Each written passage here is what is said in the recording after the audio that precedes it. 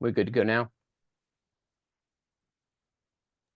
I think you should be good. Sorry, Zoom was a little bit slow on the uptake there. All right, well, let's call this meeting to order. Welcome to the June 25th, 2025 agenda meeting for the Borough of Swissvale. I'm going to call the meeting to order at 7:02 p.m. We'll go through our roll call. Ms. Alfonso Wells? Here. Mr. Haynes? Present. I don't see Mr. Miser right now. He might join us. I haven't heard from him. Mr. Quinn? Present. Ms. Stribling? Present. And Councilwoman Swartzwelder, I know she had let me know in advance she wasn't going to be able to be there. So we'll go to Mayor Swartzwelder. Here. Great. Well, let's get this meeting moving. We're going to begin with our public comment. Seth Bush has registered to talk about this active transportation or other future named committee. Yeah. Thanks, Chris. Good evening, everybody. Glad to be back again. My name is Seth Bush. I've owned a home on Woodstock Avenue in Swissvale for 7 years. And as you all know, I care very deeply about ensuring that Swissvale streets are accessible and safe and enjoyable for everyone who lives here, works here, visits here. I just want to say thank you once again for adopting the active transportation plan that so many stakeholders in the borough worked very hard on over the past year, including a number of the people here on this call today. I'm here again so soon to encourage y'all to keep the momentum up. Now that we have a plan, we need to do the work to actually implement it. If you were at the public hearing back in May, you heard me talk about how our borough staff and council, y'all are going to need support to do the work, or that plan is going to sit on a shelf. We really need Swissvale residents to put in some elbow grease to identify opportunities to implement the plan, look out for funding opportunities, do community outreach, and help educate the public. And I've learned through this work so far that there are a surprising number of Swissvalians with experience in urban planning, transportation, business development as it relates to mobility, and simply getting around with and without a car. We've got walkers, we've got bikers, we've got bus riders, we've got wheelers, we've got scooters, and we need a way to organize the people power here so that our borough can put it to work to make some progress. So that's why you see on tonight's agenda a discussion of creating a transportation advisory committee, or I like to call it a safe mobility advisory committee, almost purely so that the acronym STAC doesn't conflict with our beloved Shade Tree Advisory Committee, which is also STAC, could lead to some confusion. I believe Greg has already sent the proposal to you that I worked on with him and Barbara Grabowski, who's also on the active transportation steering committee that just wrapped up. So I hope you'll get to review that if you haven't yet. Just wanted to share the bottom lines here. The purpose of this committee, or whatever we call it, would be to advise the Council on Transportation, Mobility, and Public Transit, focusing on equitable, safe, and accessible complete streets projects and policies. And the proposal says a little bit more about what that means and really breaks down the responsibilities in detail that we're recommending, but basically it boils down to 4 words: advise, monitor, educate, and engage. So the purpose would be to advise the council on the implementation of current plans and also future plans. Hopefully someday we have a comprehensive plan that might iterate on our active transportation plan and factor in a lot of other details that this committee could advise on. Other policies related to streets, sidewalks, and active transportation. Monitor and report on progress of the active transportation plan and related policies, educate the public on the importance of active transportation and how to move safely around the borough, whether it's walking, biking, or driving, and to engage neighbors who would be impacted by projects that would change their streets, so they really understand why and get to have a say in the details. We know these kind of implementations, progress doesn't really stick if or become successful if the community isn't engaged. And I think one of the early projects of this committee would be to advise council on the policies recommended in the active transportation plan, including a complete streets policy and traffic calming policy. So that's really all I wanted to share with you at this juncture, just to highlight the bottom lines of this proposal and to encourage you to move forward with forming a new advisory committee. And I'm sure my time is up by now, but I would be happy to answer any questions that you have now, or you can always reach out to me to discuss further.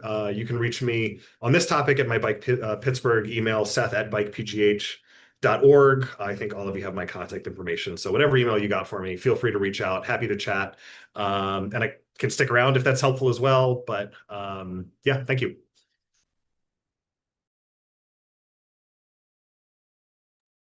Thanks, Seth. Thanks for the hard work you've put into this. I had an opportunity to read the proposal, the 6-page document you put together, kind of laying out the purpose and some of those things that you just highlighted just now. I think it looks great.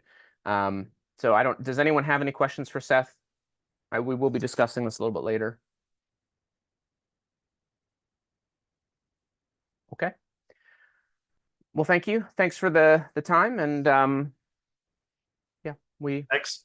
I apologize. I probably will not be able to attend for the vote next Wednesday. I have family in town, but again, please send me any questions you have. We'll do. Absolutely. Clarify. Yeah, we have your information, so we can make sure that anyone can get in touch with you if we need to. Great. Thank you. All right, let's move on to our agenda items under 4A, discuss adoption of updated property maintenance codes. We could probably do A and B together, the property maintenance code and the fire code. Sounds great. The International Code Council series, which the state follows for the Uniform Construction Code, they update it every 3 years. And the municipalities who enforce these codes are required to update it at the same time the state does. State's moving toward that July 1. Now, Clyde has informed me today that there's some glitch with the state because of an advertising error, but they'll be moving probably within 30 days after that. So we can adopt the ordinance to coincide with the state updating both of these. When they do get adopted, whether it's August 1st, September 1st, but we can coordinate with that. But this is just a requirement of if you enforce the UCC, you have to keep current with the current series, and this will be moving to the 2021 Property Maintenance Code, International Property Maintenance Code, and the 2021 International Fire Code. The state's always the series comes out every 3 years, so the 2024 has been published. Pennsylvania is always one series behind. And Chief Wilhelm, I assume that you've done the necessary training for any of your employees that need to enforce this with any changes between the last 3 years? Yes, we've actually we purchased the new code books with commentary, and they indicate any of the change sections very boldly so that we know what they are. Sounds great. Any other questions or discussions on these items? Actually, my question was answered when Mr. Batchy said why we were always behind. I was like, oh, wait a minute. And this one is actually not even to 2025, it's 2021. So, okay, yeah, that explained it very well. Thank you. Well, let's go ahead and put that on the agenda for next week. All right, let's move down to 4C, discuss lease agreement with Woodland Hills School District. We discussed in executive session, I don't remember if it was last month or the month before, that the school district was going to be asking us to pay a share of the utilities for the building at 7600 Evans Street, where the borough offices and police station are currently located.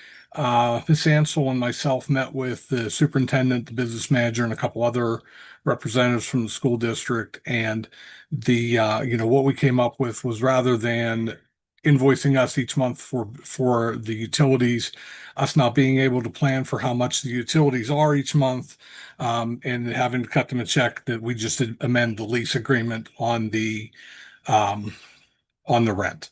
They proposed a $1,500 increase a month. We countered with 1,000. We settled at $1,250 was what we both agreed we would take back to our boards. The utilities at that building are costing over $20,000 a year for what we are costing. The lights burn 24/7, and in the building and the police station. The lights outside are never on. Were never on, but are now for our police officers' safety overnight, every night. Unfortunately, everything there is old and inefficient, so it does cost a lot to run, because everything there is 45 years old from when the building was built. The Woodland Hills School Board, already voted on this, and they approved it at that amount, at $3,750 a month. The lease agreement will run from July 1st of 2025 through June 30th of 2027. There is an out clause at any time. We can give them 30 days notice to cancel the lease. So when we know our new building is ready, we can get out, but it does lock the rent in. If for some horrible reason we get stuck staying here another 2 years, the rent is locked in. The initial agreement was only 1 year. We've been operating under the initial agreement for 2.5 years now with the school district. And in the initial agreement, it did call for us to pay the utilities, which they have never billed us for. So they're just trying to recoup some of what they're putting out. And their initial request was for us to pay all utilities on the building, which are about $120,000 a year. And we settled on $15,000. Is there a cost for us for the out? No, it just says you can cancel anytime with 30 days notice, and the lease expires. Is that both parties or just the borough? Both parties. All right, let's go ahead and add that. I don't hear any other discussion, so let's go ahead and add that to next week's agenda. Move down to 4D, discuss a line of credit with First Commonwealth Bank.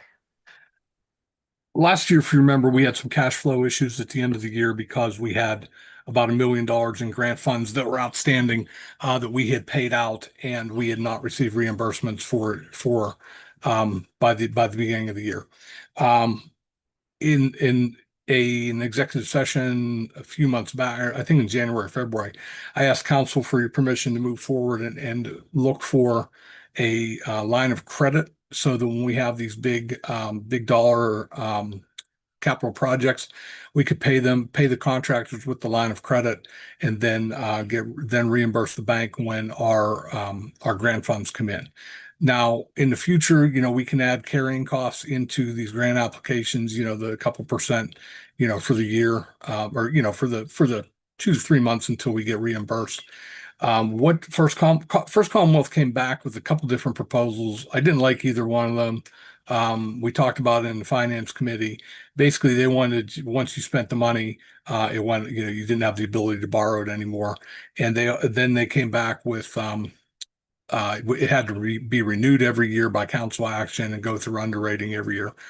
What they came up with was what they call a demand line of credit. It's a 3-year term at 5.9% interest, $1.5 million maximum. We can draw off it, pay it off, and then the max goes back to $1.5 million.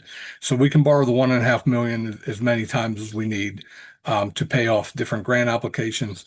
But the max at any one time that we can borrow is $1.5 million. And this would help the problem is, 10 years ago when I first started here, we were getting grants for $100,000, $150,000 to do streetscape. Now we're getting grants in $600,000, $700,000. Our street sweeper grant's $775,000.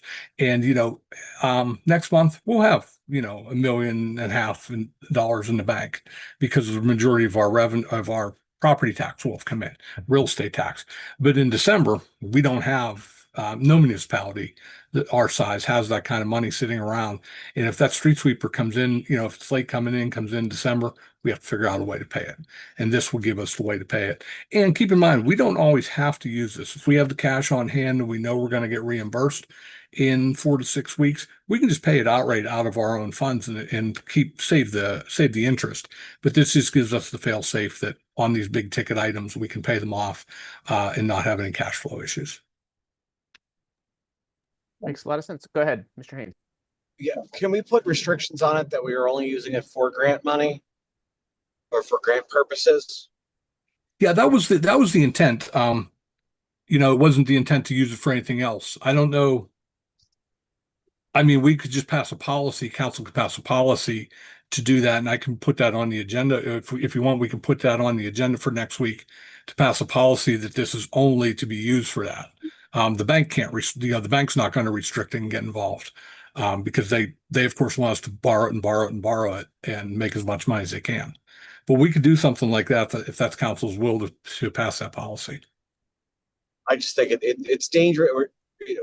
It's a little bit dangerous to have an open line of credit without clear parameters spelled out and in either policy or whatever we need to pass as a council. Say, okay, if we're going to accept this, this is what we're willing to accept it for, and limit it to that. And if some future council needs to make an adjustment, they can do so. But since we're doing this initially, I think it's to our benefit, the benefit of our residents, for them to know exactly why we have it, what we're using it for, what it can be used for. The other question I would have is, how does this dollar amount compare to other similar boroughs? I don't know of any other similar boroughs that do this.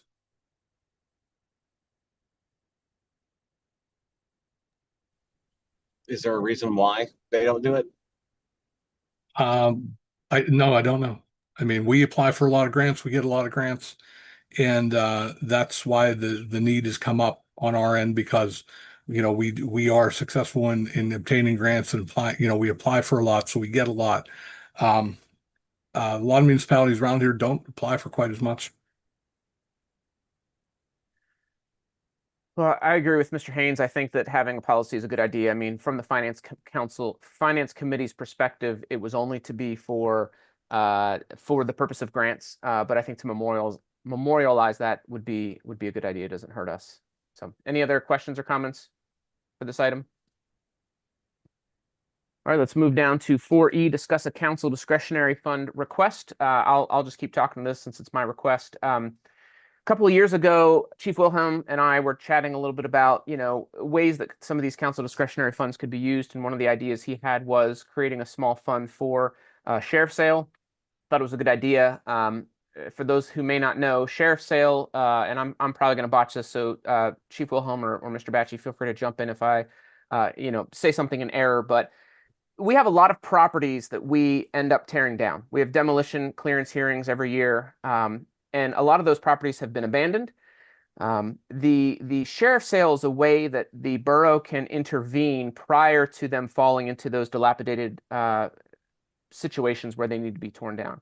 Sheriff's sale allows us to kind of step in, and you get again, I'm not sure of the exact lingo, but like a declaration on it, and some people can bid, kind of like an auction, if you will, on the property. And what it does is it allows it to change hands for these properties that have been abandoned, have started to fall into disrepair, but are still salvageable.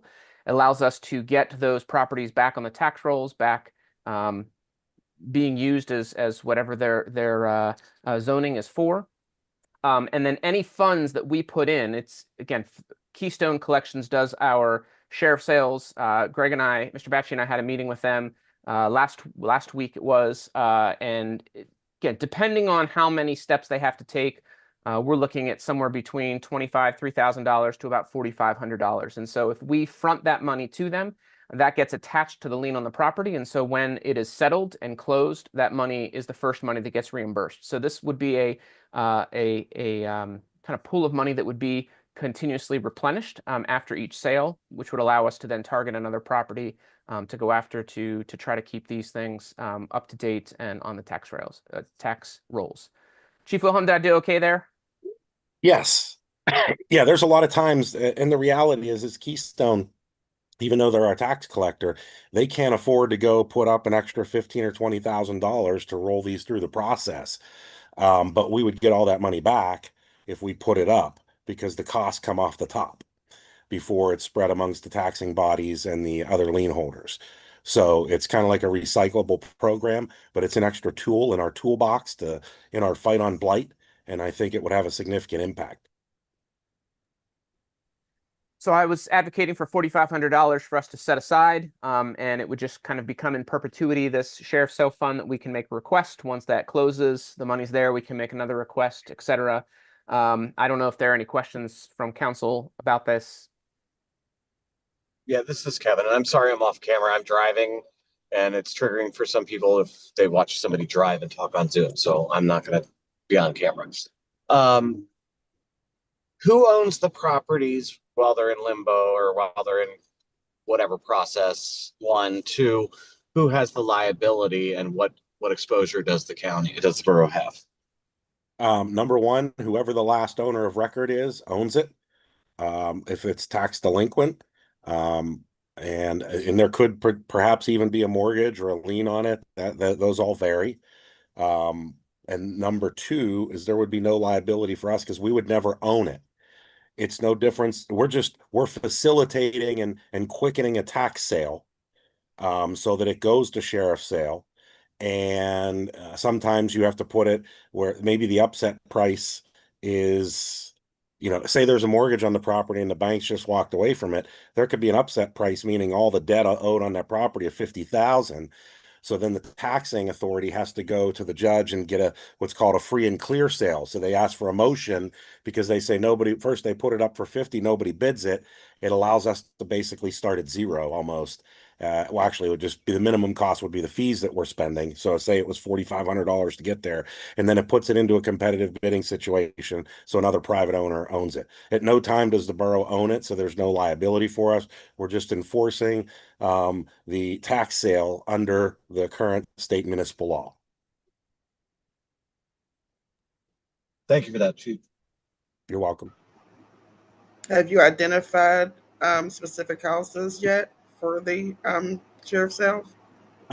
There are numerous. I'm currently updating our vacant property list, so I'm going to be rooting through those and finding out which ones would be a better probability. And obviously, I'll sit down and discuss it with Mr. Batchy and if Mr. Ansel as well would like to, and then obviously present them to you at council. I presume that would be the process. There's no process for this because this is something new and innovative. Swissvale likes to be the first in a lot of things, and this is kind of, instead of letting the tax collector do it. Right now, basically, the only real sheriff's sale that normally go through are from the school district, and they cherry pick. They pick the ones that they know they can get the most money from, and the ones that look like a lot of work, their tax service just kind of lets them lay there, and that's how we end up with these dilapidated buildings. So we're trying to do something a little different to help facilitate that and eliminate as many properties as we can, because it's better if we spend that money and recycle it instead of having to then go pay $25,000 to tear it down 5 years from now. And, depending on the length of the process, if we have this revolving amount that we can start to do this, we should be able to do at least one, maybe two a year. And that would help us a lot.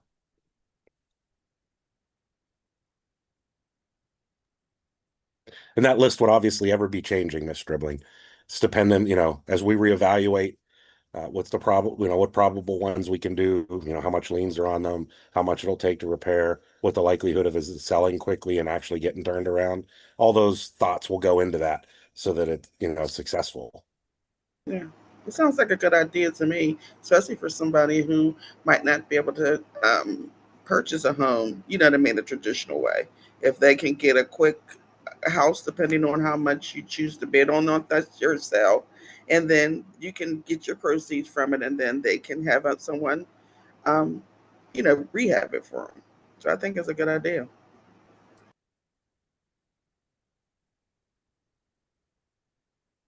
All right. Well, not hearing any opposition, so let's put that on the agenda to vote on for next week. Next, we're down to 4F, discuss records destruction resolution. When we moved to the temporary facility, we passed a records destruction resolution in January of 2023 to dispose of old records, payroll records, accounts payable, accounts receivable, invoices, sales receipts, real estate tax information, delinquent tax information, up till what the minimum required by law that we keep is. And there's with payroll records and invoices, sales receipts, you have to keep 7 years. So in order to try to get this so that we don't end up with 40 years worth of record storage again, I'd like to make this an annual thing where we pass a records destruction resolution to get rid of the stuff that's 8-9 years old after the time frame. There are things like lien letters, parking tickets, and stuff like that that can be let go after 3 years. So the resolution was distributed to everyone with what we're proposing to remove to destroy, and these are all within the state guidelines that of what's allowed. personnel records, stuff like that, we keep forever. We never dispose of those things.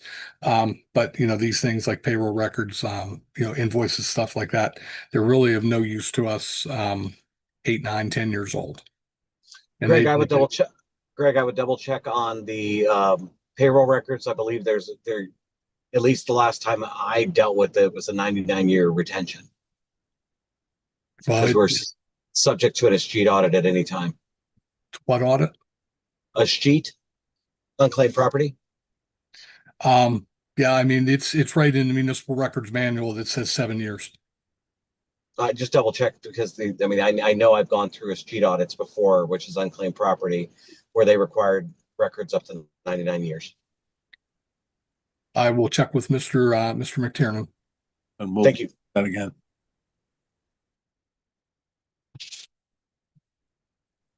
Any other discussion? All right, let's go ahead and add that to the agenda for next week. 4G, discuss forming a transportation advisory committee.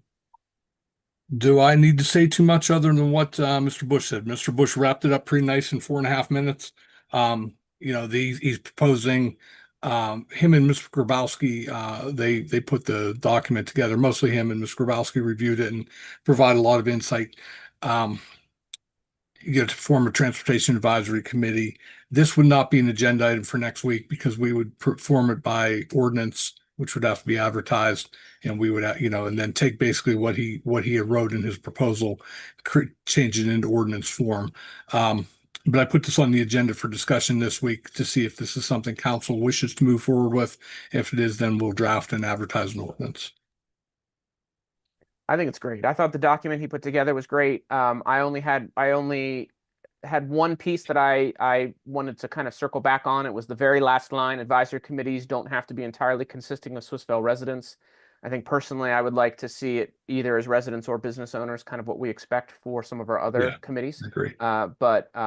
Absolutely. I mean, he talked about Woodland Hills School District board members or the chief of police, other people giving input into those, being invited to consult with the board. But I think the board itself, I would like to see being interested parties to Swissvale specifically.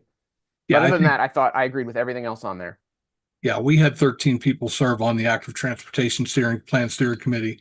I think we should be able to get 7 Swissvale residents or business owners to serve. So, and I think it'll be a busy committee at first, then it'll taper off as they get where they want to be.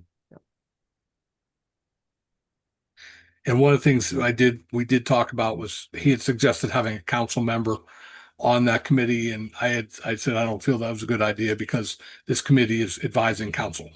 So if you really shouldn't have a council member advising council. It should be a totally objective third-party board. That makes sense. Mr. Quinn, were you going to say something? You look like you unmuted before. I did for a second. I was going to say I agree with what you said, and I do think that it should consist of Swissvale residents. I agree with you. Yep. Great. Is this something we want to move forward with? Yes.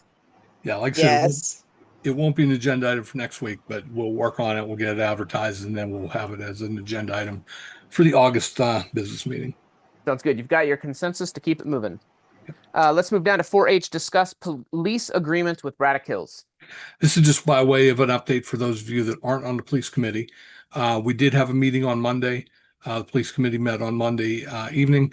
We got through about half of the proposed agreement that was drafted by Mr. McTiernan, made some changes, comments. We had some discussions on some items. Nothing of major change in there other than in the original draft, it was 5-member board with 3 from Swissvale, 2 from Braddock Hills. And we did change that to a 7-member board with 5 from Swissvale, 2 from Braddock Hills, as we will be paying 80% of the cost of this board, or the cost of the police department. So we did change that. A couple other minor things. And the police committee, we're going to meet tonight after this meeting, or if you guys want to get together after this meeting and just say, here's the time where we're meeting. So, we are moving forward. We'd like to try to get through this in the next week or so, the draft, and have Mr. McTiernan update everything, send it to all of council for your review, send it to Braddock Hills for their review, and hopefully vote on it in August. One of the things we were talking about at the meeting that came up was the dates of the agreement, that the agreement's got to be effective like late summer with creating a police department on 1/1/26.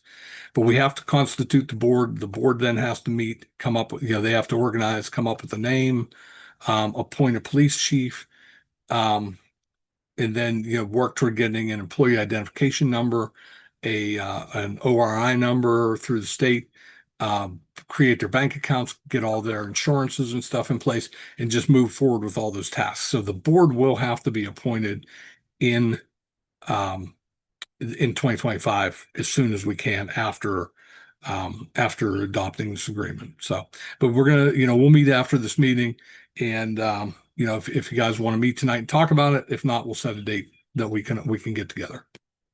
But that's the update. And Greg, can you just give everybody a quick overview of our conversations about this Sunshine Law and how everything will be public? Yeah, this is covered under the Intergovernmental Act, and basically any of these agencies like this have to operate 100% in public. So once we establish the board and the board meets, the board meetings from the first one forward will all be public meetings. There will be 4 council representatives on the board, which we don't typically have 4 council members on a committee, because 4 will constitute a quorum, and which violates the Sunshine Act, because you can't have 4 people on a committee discussing something not in public. However, we did discuss that with Mr. McTiernan at some length, and this is a separate agency that happens to be filled. The positions are filled by sitting council members, but all discussions at those meetings have to be limited to regional police agency discussions only. You can't talk about, something, that's on the agenda for Swissvale Borough Council at that meeting, because that would violate the Sunshine Law, because it's not a duly advertised meeting of Swissvale Council.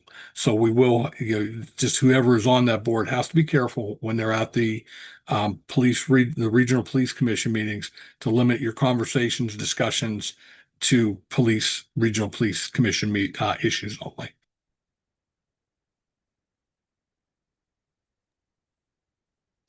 All right. So again, not something that we're voting on next week. It needs to continue to be reviewed, but kind of like some of those other ones, keep the momentum moving forward. Right. 4I, discuss possible ordinance concerning tethered dogs. Mr. McTiernan and Chief Watson have been working on this together, doing a little bit of research based on our conversation at last month's meeting about a request from a resident to pass an ordinance or consider passing an ordinance on tethered dogs. So I'll turn it over to either Mr. McTiernan or Chief Watson. Mr. McTiernan did provide some information this afternoon from his research that was emailed to all of council. I don't know if everybody had a chance to read it, but the two of them can summarize.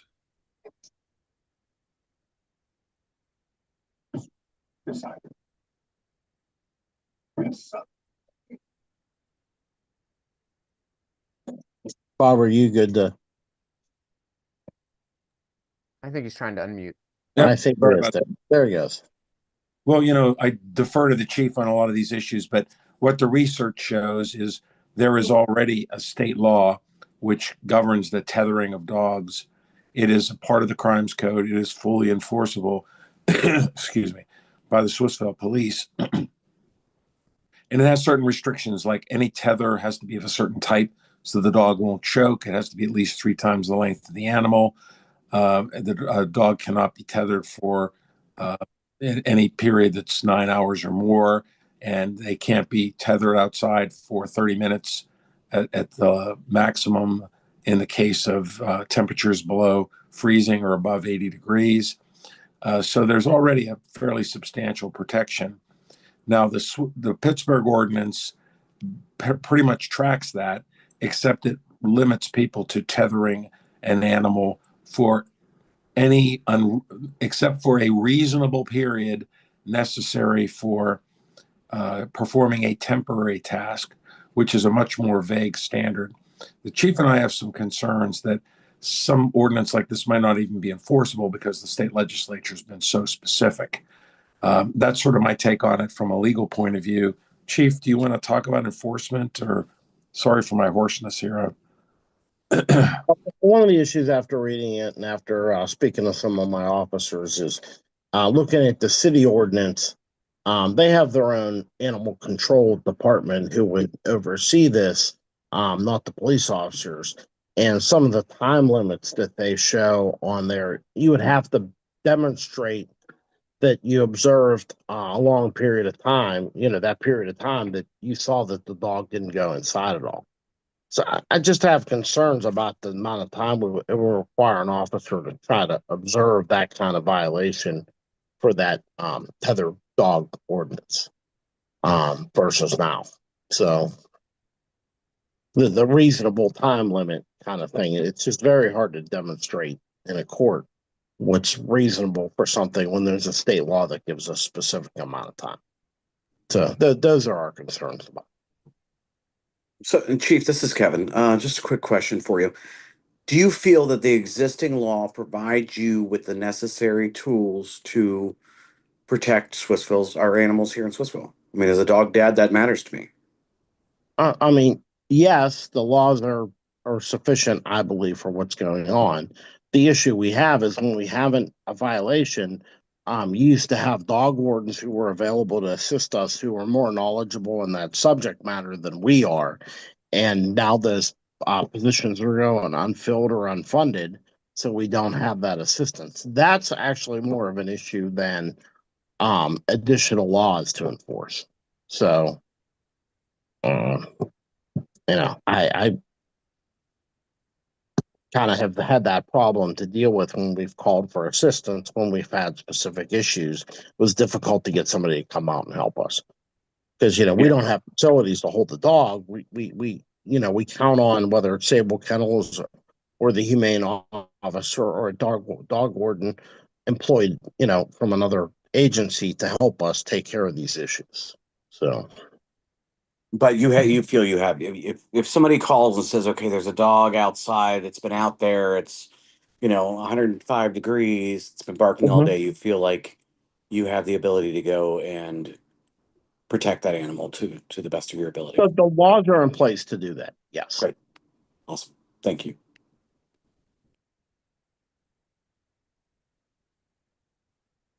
So I was trying to go back through my email because the original resident, I thought I remember her saying that, yes, so this is in one of the emails that she sent to all of council early April. She said, as she mentioned in her previous email, she's already called the police to notify them of tethered dogs left unsupervised. The Swissville police told me there was nothing they can do because this is a legal practice and that what needs to be done is council to pass an ordinance banning leaving dogs tethered and unsupervised. Now, what I'm hearing you and Mr. McTiernan say is that I'm hearing two kind of separate parallel tracks. Right now, there is a state regulation that does not prohibit tethering unsupervised dogs. Although I will say 9 hours in a 24-hour period of time seems like a lot of time.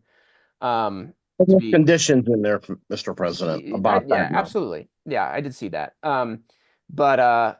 So it sounds like there are already some regulations, but it doesn't address the residents' original concern because it's not a blanket statement against unsupervision or, like the city has this reasonable language in it. But additionally, even if we were to try to pass some type of ordinance, I heard Mr. McTiernan say that it would be difficult to enforce because we would be kind of superseding the state, what the state has already said. That's correct. So what if I was to write an email back to this resident summarizing what action we are or not taking, what would your suggestion be for me to communicate to her? Well, Mr. President, Mr. McTiernan and I are providing you with information we had for council to make their decision on. Yeah. As far as I have no position on whether if you want to pass an ordinance that makes tethering dogs unattended illegal, then we will enforce that ordinance to the best of our abilities. I'm just giving you my opinion that it would be difficult to do. So, I mean, I understand she feels that that's a problem that needs addressed. At this point, the state legislature hasn't taken action upon that, and I would even say reading the city ordinance, which I did some research and I could find no other ordinance that matched what the city did locally. And I didn't call obviously all the 130 municipalities in Allegheny County, but I looked at ordinances in about 10 different communities around us, and I spoke to Mount Lebanon because they have their own animal control department that has 6 full-time officers that covers most of the South Hills, and I was unable to locate an ordinance similar to what the city did. So it's just a question of what council believes is reasonable as far as the amount of time a dog should be tethered outside. If I can, I mean, my thought is, and obviously how the president of council responds to the residents is up to him, but I guess what the consensus of what the chief and I are saying is that state law does not prohibit, and we don't believe we have the power to completely prohibit the tethering of dogs unsupervised, that there are regulations in state law that limit the times and the various conditions which can be listed. They have to have access to potable water, shade. They can't be out for more than a half an hour during certain bad weather, extreme temperatures, and that even other ordinances that have been adopted do not prohibit it entirely. We feel that's beyond our power, or we've been advised that legally it's beyond our authority. I mean, that's what I think the advice that we're giving. And, I agree with the chief. Obviously, whatever council, if we want to drill down, if we want to do more research, we're at your service. But I think what we're both saying is the state laws, that there's nothing, even in other ordinances, that says you can't tether an animal outside unsupervised.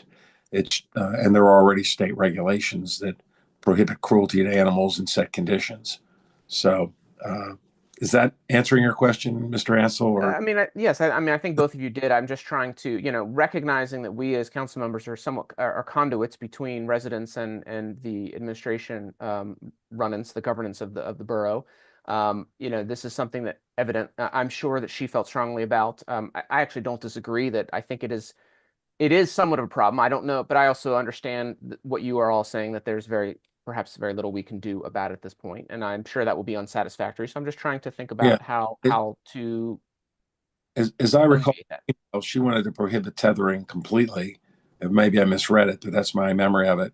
And I think the first time you wrote fines on that, it would be very difficult to take to a district justice and say, we have an ordinance that prohibits the tethering of animals unsupervised outside, when the state law has these specific regulations. Yeah. So I realize some people are very sensitive to animal cruelty, which is understandable. But in this case, we might be putting ourselves in a situation where we're citing with an ordinance to spend a lot of time and police time and money with a provision that we don't feel is enforceable. And I would like to add one other thing, and that is when people have dogs, they typically have fences, or when they don't, they're in the backyard, which is a kind of private area. So when we investigate these claims of dog neglect or abuse, we a lot of times we have to write search warrants to get on the property. We have to write search warrants to take the animals. So there's a lot of burden on us to maintain the constitutionality of our investigations with these cases, because people keep dogs in their homes and on their property, and we can't just walk onto their property to investigate them. We have to do it in a way that's legal and protects our constitutional rights. So there's that part of it too that makes these very difficult and time consuming. Yeah, that's helpful. Thank you. Ms. Alfonso Wells, you've had your hand up for a while. Yeah, I just think that probably the best part of the enforcement is what we can already do, which is if we're in these kind of weather conditions where it's below a certain temperature or above a certain temperature, the police officer only has to observe the condition for 30 minutes. Over 30 minutes, it looks like, and notice whether there's water or not, and if there's whatever those things, and then the officer can take some type of action at that point in those conditions. The other one, once again, I think, as Mr. McTiernan was trying to say, and which is the hard one, is whether dogs can be tethered at all. Some people do tether their dogs. It may not be my practice. I don't tether my dog. Some dogs like to be outside. Everybody has different ideas in terms of how they take care of their pet. And some, our pets are our family, and others, they're not. I don't know why you would want one otherwise, but if they're not part of your family. But I think that at least we know that in the extreme conditions that we're trying to protect the animal from, that there's something that we can do, right? And at least for that part, I think that there is a way we can enforce. But for the, I think, as the chief said, even getting to the point of sending an officer to look for 9 hours to see if the dog has been out there, that's a whole shift and a half or something. I mean, it's an 8-hour day if we go, and I know police officers work longer than that, but that's a long time within a 24-hour period. So I do believe that when we're looking at this, the idea that we can supersede something that's already in place, there must be a reason why they have it this way, right? And I'm not saying that it's the perfect law at all. I'm just saying that we can at least know that if one of our furry friends is in a bad condition on a cold day or a hot day like today and the last couple of days, that our police officers do have some options, and they can help the dog and rescue them in that case.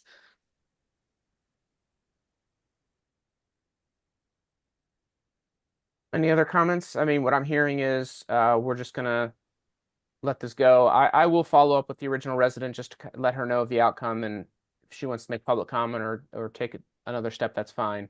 But I want to close the loop for her. Otherwise, I think it sounds like the state has something in place, and we'll just make sure we enforce what we can enforce in it. All right, that's our agenda items for the night. Let's go to our departmental reports. Let's start with the police report. Chief Watson. I have nothing else other than the items that were on the agenda, Mr. President. Wonderful. 5B fire, Chief Wilhelm. Nothing additional for me, sir. Oh my goodness, we're moving through. 5C public works, Mr. D'Ambrosio.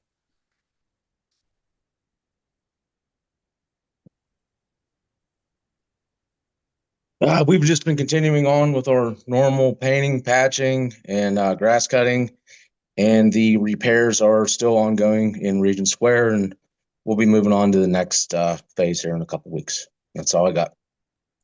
Mr. D'Ambrosio, there was this is just hopefully a quick answer. There was a report of a sinkhole out across from the fire department. Is that, I believe you and I've discussed it. Is that something that is in process of being repaired or examined? Yeah, I mean, I've taken a look at it. We're just trying to get there. We got sinkholes all over the place, so we're just slowly working our way there. Okay. If we can get, you don't have to give me a timeline now, but if you can give us a timeline, give me a timeline that I can reply to that Okay. concerned citizen, that'd be great. Sounds good. Thanks, brother. Yep. All right, let's move on to 5D Borough Manager, Mr. Batchy. Just two things. Monday, we advertised on social media that the fire department is open as a cooling center if anybody needs to go there from 11 a.m. to 9 p.m. daily. We are going to keep that open until at least Friday, reevaluate on Friday afternoon if there's a need to take it over the weekend and into next week. So if anybody listening, watching, whatever needs to cool down, if you don't have air conditioning, your air conditioning is broken, whatever, the training room at the fire department is available for you to come on down and enjoy some cool air for whatever time you need. The other thing is we did get grant money for 7509 Melrose Street through the Enterprise Zone, which I had mentioned a few months back. That building they started to remove today, so that property should be totally demolished and cleaned up by the 4th of July, by the end of next week. And the other two, I'm waiting on the other two that we did the demo clearance hearings for last month. We provided the documentation to the county on the fact that we did do the legal clearance.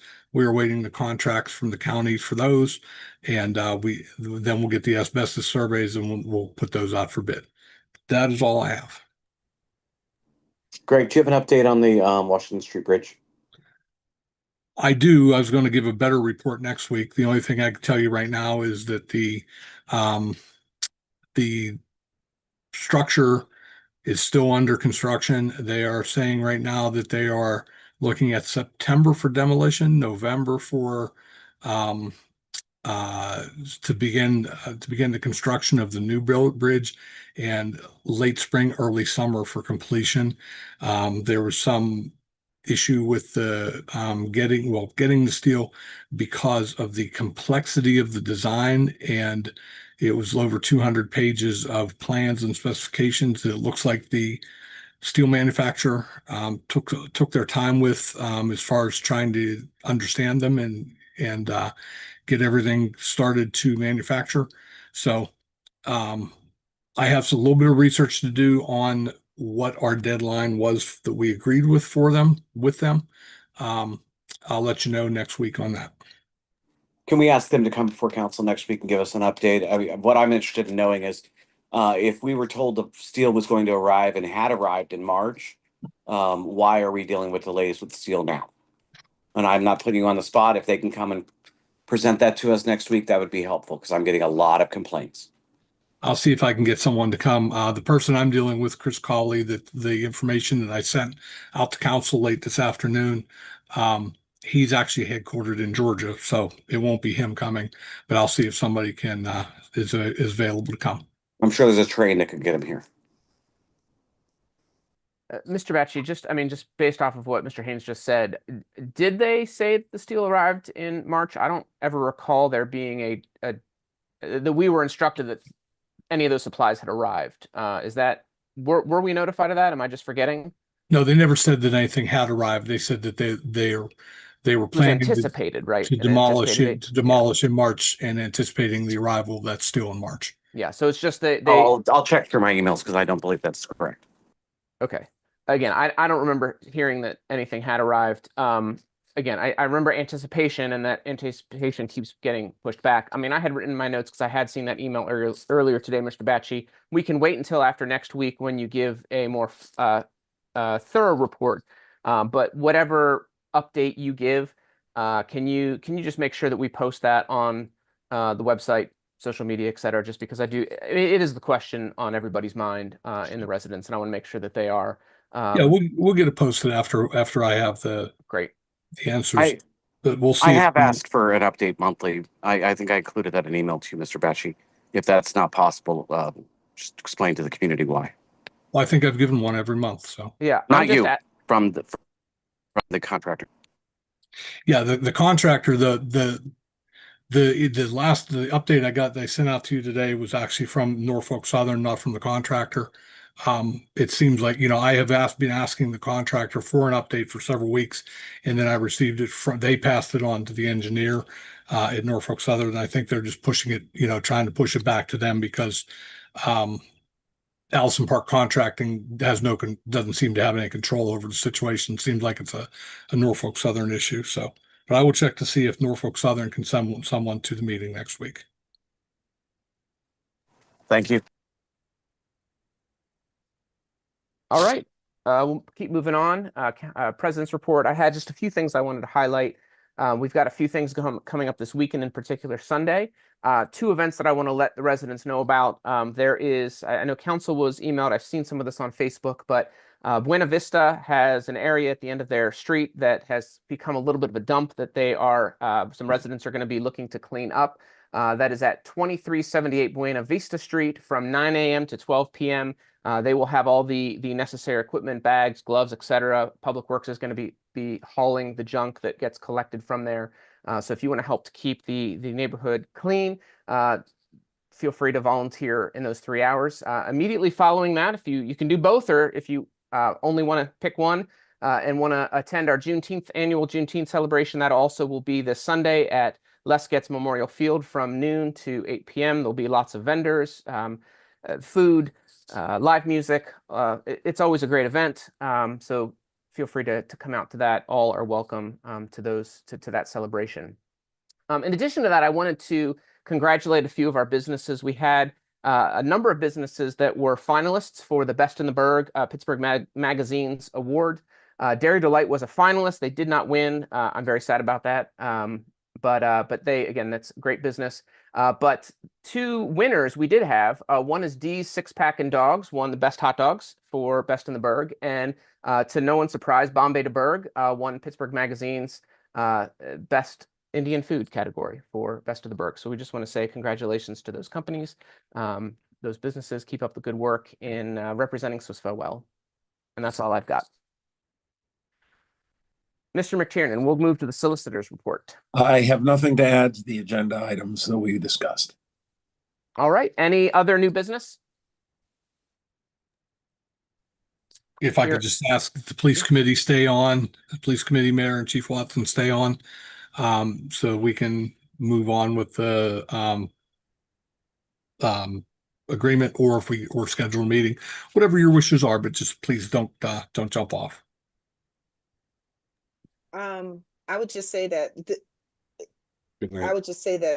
I'm looking forward to seeing everyone down in Memorial Field on the 29th. We are looking forward to seeing everybody. It's going to be a wonderful event, and I love our Swissvale events, and I love it when our folks come out.